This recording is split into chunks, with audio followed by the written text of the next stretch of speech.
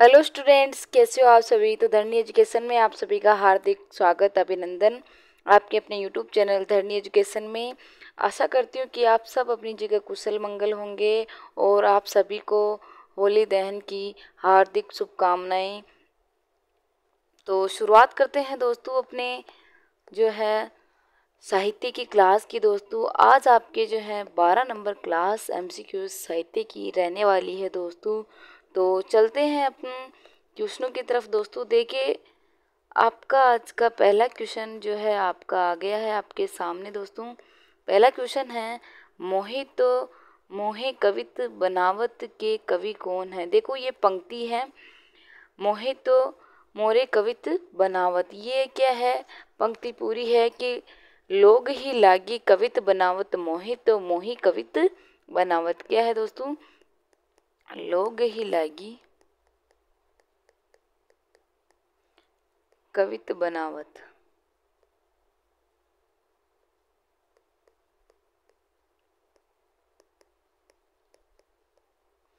फिर है मोहे तो मोहे कवित बनावत, पंक्ति किस कवि की है। ये पूछ रहा है ये पंक्ति किस कवि की है दोस्तों। तो आप सोच समझ के आंसर दे दीजिए दोस्तों कि ये जो पंक्ति है किस कवि की है दोस्तों।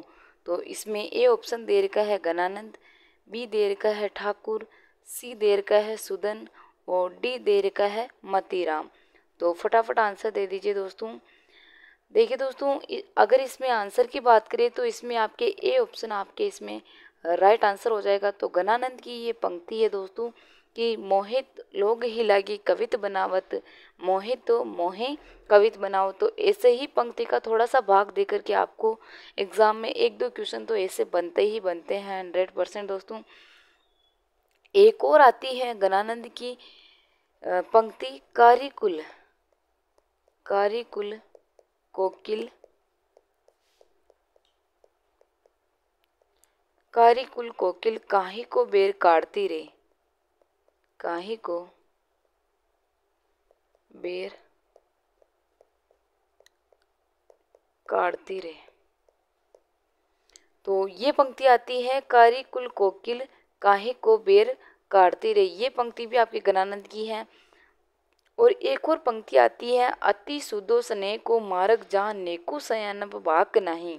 तो ये तीन पंक्तियां जो है गणानंद की बहुत ही प्रसिद्ध पंक्तियां हैं दोस्तों। तो ये बहुत बार एग्जाम में पूछी गई हैं। और गणानंद के बारे में बात करें दोस्तों तो आपके गणानंद जो है रीति मुक्त कवि है। कौन से कवि है दोस्तों, रीति मुक्त कवि हैं जिन्होंने स्वच्छंद प्रेम का वर्णन किया है दोस्तों, रीति मुक्त कवि है। और बात करें दोस्तों गणानंद के बारे में तो ये निम्बार्क संप्रदाय में दीक्षित थे। किस संप्रदाय में दोस्तों, निम्बार्क संप्रदाय में ये दीक्षित थे।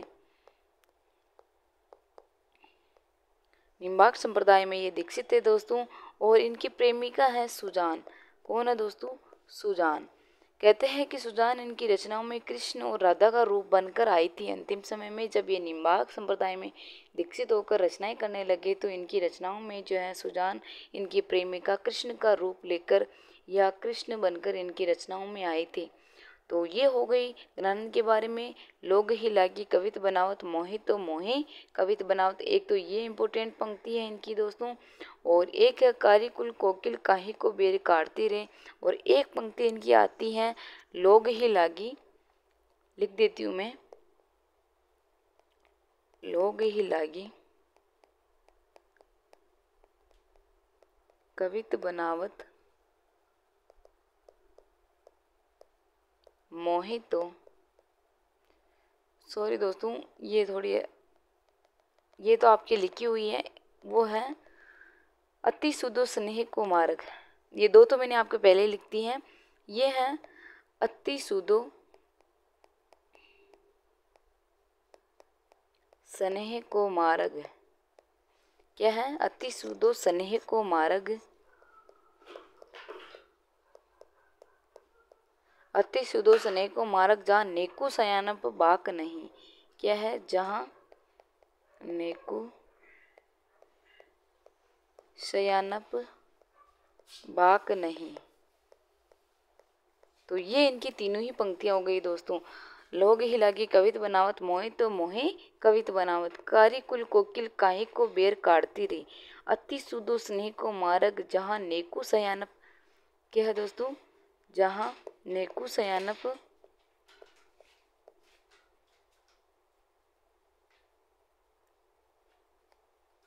जहाँ नेकू सयानप। तो ये हो गए आपके गणानंद के बारे में सामान्य जानकारी। ये निम्बार्क संप्रदाय में दीक्षित हुए थे। ये रीति मुक्त कवि है। इनकी प्रेमिका सुजान है।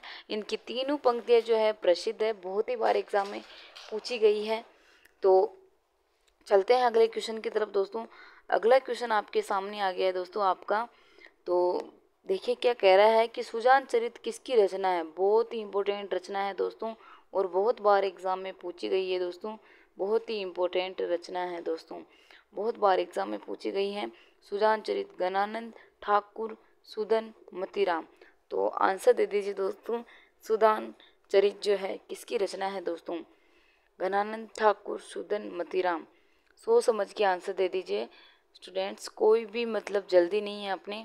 और लास्ट में आप ज़रूर बताना कि आपके 10 में से 10 का जो स्कोर है किसके रहा है दोस्तों, है ना।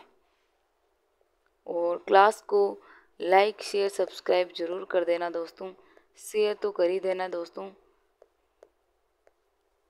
देखिए अगर इसके आंसर की बात करें दोस्तों, तो इसका जो आपके आंसर हो जाएगा दोस्तों, आंसर से पहले बात करें तो सुजान चरित आपके वीर रस की रचना है। किस रस की दोस्तों?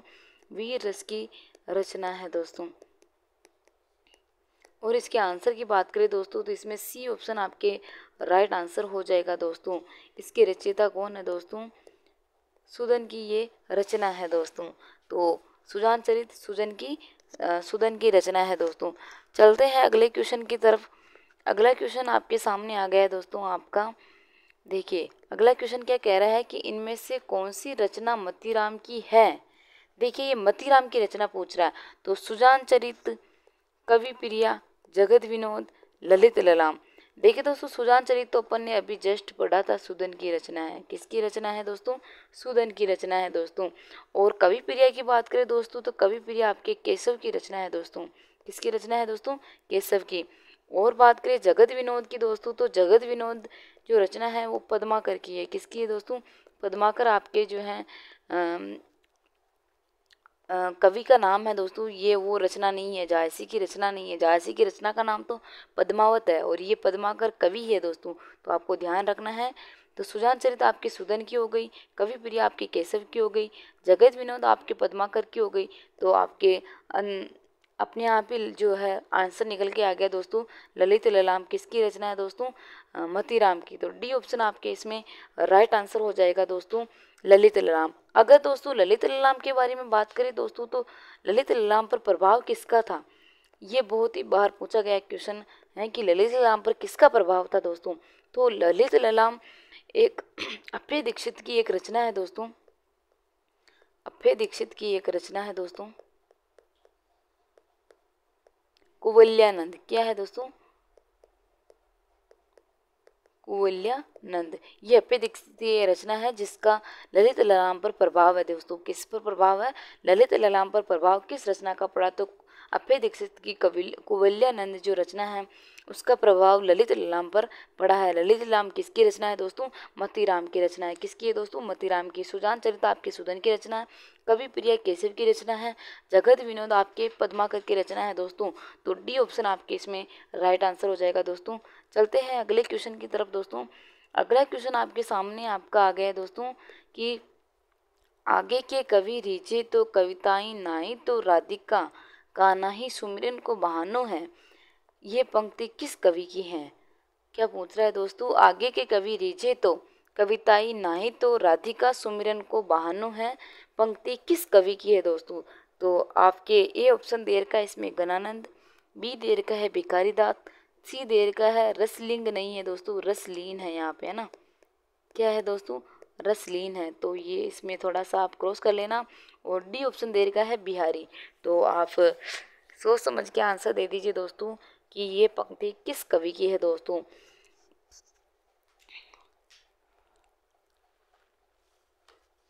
मैंने आपको पहले ही बताया था दोस्तों कि जो है आपके एक ना एक पंक्ति का क्वेश्चन जरूर आएगा दोस्तों। तो आप वो पंक्तियाँ जरूर याद करके एग्ज़ाम में जाइएगा जो पंक्ति बार बार रिपीट हो गई या एक भी बार एग्ज़ाम में पूछी गई है दोस्तों। तो हर कवि की मैंने आपको थ्योरी की क्लास के अंदर दो तीन पंक्तियाँ ज़रूर लिखवाई है दोस्तों। तो आप उनको पढ़ के ज़रूर जाइएगा दोस्तों। तो आप आंसर दे दीजिए दोस्तों, ये किसकी रचना है दोस्तों, यह किसकी पंक्ति है दोस्तों। तो ये जो पंक्ति है आपके दोस्तों, इसका जो आंसर हो जाएगा दोस्तों, इसका आपके आंसर हो जाएगा बी। क्या हो जाएगा दोस्तों, बी। तो बी कौन है दोस्तों, तो ये पंक्ति है भिखारी दास की। किसकी है दोस्तों, भिखारी दास की आपके ये पंक्ति है। और भिखारी दास की रचना के ऊपर बात करें दोस्तों, तो इनकी रचना है काव्य निर्णय। क्या है दोस्तों, काव्य निर्णय। और शतरंज, काव्य निर्णय एक इनकी ये रचना है। और एक आती है शतरंज शतीका। क्या है दोस्तों, शतरंज शतीका। ये दो रचनाएं भिखारी दास की। ये काव्य निर्णय बहुत ही इम्पोर्टेंट रचना है दोस्तों। तो आप इसको इम्पोर्टेंट लगा लेना और याद भी कर लेना दोस्तों, है ना। चलते हैं अगले क्वेश्चन की तरफ दोस्तों। अगला क्वेश्चन आपके सामने आपका आ गया है दोस्तों। जाके प्रिय क्या है दोस्तों, जाके प्रिय राम बेदे। बेदे ही पंक्ति तुलसीदास की किस रचना की है। तो यहाँ पे बेदे नहीं है दोस्तों, यहाँ पे है जाके प्रिय न राम बेदे ही। क्या है दोस्तों, राम बेदे ही और लगा लेना आप यहाँ पे, है ना। ही लगा रखा है पर इसमें पूरा नहीं लगा रखा है ना दोस्तों। तो देखिए राम बेदेही, इसको आप जोड़ लेना दोस्तों, है ना। तो जाके प्रिय न राम वेदेही। क्या है दोस्तों, जाके प्रिय न राम वेदेही पंक्ति तुलसीदास की किस रचना की है। क्या पूछ रहा है, जाके प्रिय न राम वेदेही पंक्ति तुलसीदास की किस रचना की है दोस्तों। देखिए दोस्तों, इसमें ए ऑप्शन दे रखा है विनय पत्रिका, बी दे रखा है गीतावली, सी दे रखा है कवितावली और डी दे रखा है रामचरितमानस। देखिए दोस्तों, रामचरितमानस इनकी बहुत ही इम्पोर्टेंट रचना है दोस्तों। रामचरितमानस इनकी सर्वश्रेष्ठ रचना में आती है दोस्तों। किस रचना में आती है दोस्तों, सर्वश्रेष्ठ रचना में आती है। और बात करें दोस्तों, तो ये किस भाषा में है, ये अवधी भाषा में है दोस्तों। किस भाषा में है दोस्तों, रामचरितमानस अवधी भाषा में लिखी गई है दोस्तों। और ये एक महाकाव्य है दोस्तों। क्या है दोस्तों, ये एक महाकाव्य है दोस्तों। और ये जो पंक्ति है ना, जाके प्रिय राम न वेदई, ये पंक्ति मीरा के बारे में या मीरा के लिए लिखी थी। किसने लिखी थी दोस्तों, मीरा के लिए लिखी गई थी ये पंक्ति। तुलसीदास ने ये पंक्ति मीरा के लिए लिखी थी दोस्तों। और बात करें दोस्तों विनय पत्रिका, तो विनय पत्रिका की जो भाषा है दोस्तों, ये ब्रिज भाषा में है। किस भाषा में दोस्तों, ब्रिज भाषा में। तो ये तो हो गई आपके जो है सामान्य जानकारी दोस्तों। और बात करें दोस्तों, तो इसका जो आंसर हो जाएगा वो भी आपके ए ऑप्शन आपके राइट आंसर हो जाएगा, विनय पत्रिका। तो जाके प्रिय न राम वेदई पंक्ति किसकी है, तो ये तुलसीदास की पंक्ति है। और ये किससे ली गई दोस्तों, तो ये विनय पत्रिका से ली गई है। और ये किसके लिए लिखी है, तो मीरा के लिए लिखी है। विनय पत्रिका इनकी रचना किस भाषा में है, तो ये ब्रज भाषा में है। और रामचरितमानस ये अवधी भाषा में है। ये एक महाकाव्य है और ये तुलसीदास जी की सर्वश्रेष्ठ रचना में आती है दोस्तों। चलते हैं अगले क्वेश्चन की तरफ दोस्तों। अगला क्वेश्चन 6 नंबर क्वेश्चन आपके सामने आपका आ गया है दोस्तों। केशव की किस रचना की गणना लक्षण ग्रंथ के अंदर की गई है। केशव की किस रचना की गणना लक्षण ग्रंथ के अंतर्गत की गई है। तो ए है रतन बावनी, बी है रामचंद्रिका और सी है कवि प्रिया, डी है जहांगीर जस चंद्रिका दोस्तों। तो आप आंसर दे दीजिए दोस्तों, इसका जो आंसर है क्या होगा दोस्तों। तो देखिए दोस्तों, अगर रतन बावनी की बात करें तो ये एक वीर रस की रचना है। किस रस की दोस्तों, वीर रस की रचना है दोस्तों। इसका जो टाइम मिलेगा वो आपको 1607 ईस्वी इसका टाइम मिलेगा। और रामचंद्रिका की बात करें दोस्तों, तो रामचंद्रिका का टाइम आपको जो है 1601 इसका टाइम मिलेगा। और कवि प्रिया का टाइम भी दोस्तों 1601 है। और जहांगीर जस चंद्रिका की बात करें दोस्तों, तो 1612 इसका आपको टाइम मिल जाएगा। तो ये सभी जो हैं मैंने रचनाओं के जो है सन आपको बता दिए दोस्तों। तो आप आंसर देने की कोशिश करें दोस्तों। देखिए दोस्तों, जो कवि प्रिया रचना है ये किसके आश्रय में लिखी? तो केशव ने किसके आश्रय में लिखी? तो ये इंद्रजीत के आश्रय में लिखी। किसके आश्रय में दोस्तों? इंद्रजीत के आश्रय में लिखी दोस्तों। और ये इंद्रजीत की रानी है राय परवीन। क्या है दोस्तों? राय परवीन। रानी है उसकी राय परवीन। इसको किसकी शिक्षा देने के लिए? तो नृत्य की शिक्षा देने के लिए जो है रचना की है कवि प्रिया की। किसकी दोस्तों? इंद्रजीत के आश्रय में लिखी। और वो रानी है राय प्रवीण, उसको नृत्य की शिक्षा देने के लिए कवि प्रिया रचना है जिसकी रचना की। और केशव दास की किस रचना की गणना लक्षण ग्रंथ के अंतर आती है? तो ये एक लक्षण ग्रंथ है। तो सी ऑप्शन आपके इसमें राइट आंसर हो जाएगा दोस्तों। कवि प्रिया एक लक्षण ग्रंथ के अंतर्गत इसकी गणना की जाती है दोस्तों। तो रतन बावनी ये वीर रस की रचना है। 1607 इसका टाइम है। रामचंद्रिका का 1601 टाइम है। कवि प्रिया का टाइम भी 1601 है। जहांगीर जस चंद्रिका का टाइम 1612 ईस्वी है दोस्तों। चलते हैं अगले क्वेश्चन की तरफ दोस्तों। अगला क्वेश्चन आपके सामने आ गया आपका, अंग्रेजों ने किसकी और कौन सी रचना पर प्रतिबंध लगाया? अंग्रेजों ने किसकी और कौन सी रचना पर, यानी आपको कवि का नाम भी बताना है और कवि की किस रचना के ऊपर अंग्रेजों ने प्रतिबंध लगाया वो भी आपको बताना। तो इसमें ए ऑप्शन है प्रेमचंद की सोजे वतन, बी है रांगे राघव की बंदूक और बीन, सी है शिव प्रसाद सिंह की दिल्ली दूर है। शिव प्रसाद सिंह की रचना है दिल्ली दूर है। और डी है इलाचंद जोशी की निर्वासित। क्या है दोस्तों? इलाचंद जोशी की निर्वासित रचना। तो किस पे अंग्रेजों ने प्रतिबंध लगाया था? आपको इसका आंसर देना है दोस्तों। तो आंसर दे दीजिए दोस्तों। देखिए दोस्तों, अगर प्रेमचंद की बात करें तो ये उपन्यास सम्राट कहलाए। क्या कहलाए दोस्तों? उपन्यास सम्राट किसे कहा गया दोस्तों? तो प्रेमचंद को आपके उपन्यास सम्राट और कथा सम्राट भी इनको कहा गया दोस्तों। क्या कहा गया? कथा सम्राट और उपन्यास सम्राट। और जो है सोजे वतन का जो टाइम है दोस्तों, सोजे वतन का टाइम आपको मिल जाएगा 1907 ईस्वी। और इसमें कितनी प्रतियां हैं?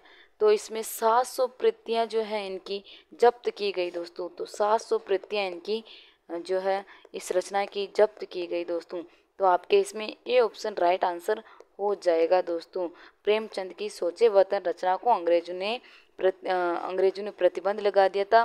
प्रेमचंद को उपन्यास सम्राट, कथा सम्राट और इसमें कितनी मतलब रचना के अंदर 700 प्रतियां जो है अंग्रेजों द्वारा जब्त कर ली गई है। इसका टाइम 1907 ईस्वी है दोस्तों। चलते हैं अगले क्वेश्चन की तरफ दोस्तों। अगला क्वेश्चन आपके सामने आ गया है दोस्तों। आपका 8 नंबर क्वेश्चन है, रजब जी और सुंदरदास और प्रागदास, ये तीनों ही रजब, सुंदरदास, प्रागदास आदि संत किस पंथ के अनुयायी थे? तो आपको मैंने पहले ही बताया था दोस्तों। रजब जी, सुंदरदास जी, चरणदास जी, ये सब आपके किसके शिष्य थे दोस्तों? तो ये सब आपके दादू दयाल जी के शिष्य थे। किसके शिष्य थे दोस्तों? दादू दयाल जी के शिष्य थे दोस्तों। तो ये किस जो है पंथ के थे दोस्तों? किस पंथ के अनुयायी थे दोस्तों? तो आपको आंसर देना है दोस्तों। तो सोच समझ के आंसर दे दीजिए दोस्तों। इसमें ए ऑप्शन आपके नानक पंथ, बी है दादू पंथ, सी है कबीर पंथ और डी है इस्लाम पंथ दोस्तों। तो रजब, सुंदरदास, प्रागदास आदि संत किस पंथ के अनुयायी थे? तो आंसर दे दीजिए दोस्तों आप सोच समझ के। तो देखिए दोस्तों, आपको यहाँ पे थोड़ा सा कॉमन सेंस लगाना है दोस्तों। दादू दयाल जी के अनुयायी हैं तो दादू दयाल जी का जो है पंथ वो क्या कहलाया? दादू पंथ। क्या कहलाया दोस्तों? दादू पंथ। तो ये किसके अनुयायी होंगे दोस्तों? दादू पंथ के अनुयायी होंगे। और रजब जी की बात करें दोस्तों तो आपके क्वेश्चन पूछ सकता है कि ये ऐसे ही क्वेश्चन देके पूछ सकता है कि कौन निम्न में से कौन सा संत आपके राजस्थान से संबंधित है? तो आपके जो रजब जी हैं ये सांगानेर के रहने वाले हैं दोस्तों। कहाँ के रहने वाले हैं? सांगानेर, जयपुर के रहने वाले हैं दोस्तों। कहाँ के रहने वाले हैं? सांगानेर, जयपुर के रहने वाले हैं दोस्तों। और पहले भी बता दिया और अब और बता रही हूँ, ये इनके जो पिताजी थे वो मानसिंह की सेना में सेनापति थे दोस्तों। मानसिंह की सेना में सेनापति थे दोस्तों, है ना। कौन? रजब जी के पिताजी मानसिंह की सेना में सैनिक थे दोस्तों। और रजब जी जीवन भर दूल्हे के वेश में रहे दोस्तों। दूल्हे के वेश में कौन सा संत रहा? तो रजब जी आपके जीवन पर्यंत दूल्हे के वेश में रहे। और रजब जी की रचना कौन सी है? सबंगी। कौन सी है दोस्तों? सबंगी इनकी आपके रचना हो जाएगी दोस्तों। तो रजब, सुंदरदास, प्रागदास ये सभी किस पंथ के या किस पथ के अनुयायी थे? तो दादू पंथ के दोस्तों। चलते हैं अगले क्वेश्चन की तरफ दोस्तों। आज का आपके 9 नंबर जो है क्वेश्चन रहने वाला है दोस्तों। 9 नंबर क्वेश्चन है, अजगर करे ना चाकरी, पंछी करे ना काम, उपयुक्त पंक्ति किसकी है दोस्तों? तो उपयुक्त पंक्ति आपके पहले नहीं, एक बार नहीं 2 बार आ गई है। पहले भी ये क्वेश्चन आपके सामने आ गया है दोस्तों। तो इसमें आपको ज़्यादा सोचने की बात नहीं है, फटाफट आंसर दे दीजिए। मल्लुकदास, तुलसीदास, सूरदास, कबीरदास, ये किसकी पंक्ति है दोस्तों? तो मल्लुकदास की जो है ये पंक्ति है दोस्तों। तो ए ऑप्शन आपके इसमें राइट आंसर हो जाएगा दोस्तों। मल्लुकदास की रचना की बात करें दोस्तों, तो मल्लुकदास की रचना है ज्ञान बोध। क्या है दोस्तों? ज्ञान बोध इनकी इम्पोर्टेंट रचना है दोस्तों। और इसे क्या कहते हैं दोस्तों? तो ये आलसियों का महामंत्र कहलाया दोस्तों। क्या है दोस्तों? आलसियों का महामंत्र। आपको ये पंक्ति देकर भी पूछ सकता है या फिर ऐसे भी पूछ सकता है कि आलसियों का महामंत्र देने वाला कवि कौन सा है, ऐसे भी आपको पूछ सकता है। तो ये जो पंक्ति है इसे ही आलसियों का महामंत्र कहा गया है दोस्तों। चलते हैं अगले क्वेश्चन की तरफ दोस्तों। अगला क्वेश्चन आपके सामने आपका आ गया है दोस्तों। सुंदरदास की भक्ति पद्धति का मेरुदंड कौन सी भक्ति है? सूरदास की भक्ति पद्धति का मेरुदंड कौन सी भक्ति है दोस्तों? तो सूरदास की भक्ति का जो है मेरुदंड या रास्ता कौन सी भक्ति है दोस्तों? तो बता दीजिए दोस्तों। पुष्ट मार्ग की भक्ति, वल्लभ पंथ, मीरा पंथी, दादू पंथ। तो आंसर दे दीजिए दोस्तों कि सूरदास की भक्ति किस जो है मेरुदंड की है, या किस मेरुदंड कौन सी भक्ति से है दोस्तों? तो आंसर दे दीजिए दोस्तों।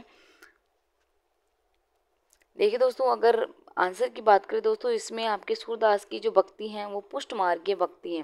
पुष्ट मार्गीय भक्ति है, तो ये ऑप्शन आपके इसमें राइट आंसर हो जाएगा। और बात करें पुष्ट मार्ग किसकी देन है दोस्तों? तो पुष्ट मार्ग आपके वल्लभ जी की देन है। किसकी देन है दोस्तों? वल्लभ जी की देन है पुष्ट मार्ग। और विठलनाथ ने सूरदास को क्या कहा दोस्तों? तो विठलनाथ ने सूरदास को पुष्टि मार्ग का जहाज कहा था। ये मैंने आपको जब थ्योरी पढ़ाई थी तब बताया था दोस्तों, पुष्टि मार्ग का जहाज। किसने कहा दोस्तों? विठलनाथ ने कहा। किसे कहा? तो सूरदास को किसने कहा दोस्तों? विठलनाथ ने कहा। और एक पंक्ति बहुत ही आती है प्रसिद्ध पंक्ति कि पुष्टि मार्ग को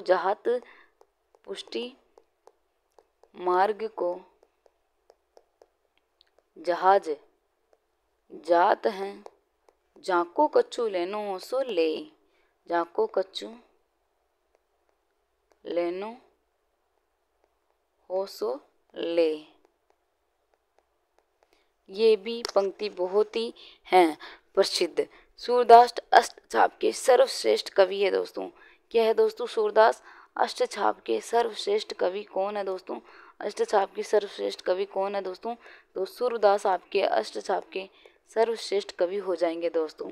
तो ये हो गए आज आपके जो हैं क्वेश्चन। आज के बहुत ही इम्पोर्टेंट क्वेश्चन है, बहुत ही शानदार क्वेश्चन है दोस्तों।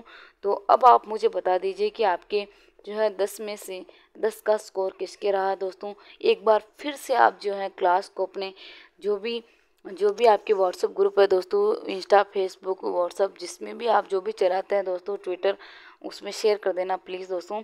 और देखिए दोस्तों, आज के जो है 10 में से 10 का स्कोर किसके रहा है दोस्तों। आज बहुत ही शानदार क्वेश्चन है दोस्तों। तो फिर मिलते हैं कल इसी क्लास के साथ में और इसी क्लास में। तब तक के लिए सभी को बहुत बहुत धन्यवाद और एक बार फिर से सभी को हैप्पी होली।